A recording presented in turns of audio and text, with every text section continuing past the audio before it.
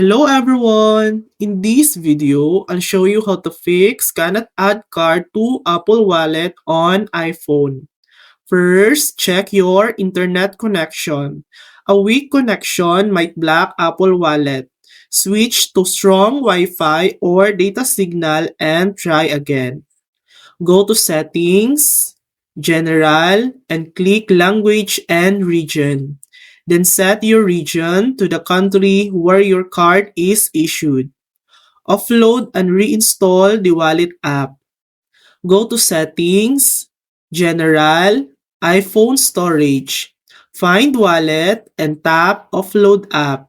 Then reinstall and restart your iPhone. And that's it. That's how to fix the issue of not being able to add a card to Apple Pay on your iPhone. Thanks for watching. If this video helped you, please like and subscribe for more helpful tutorials.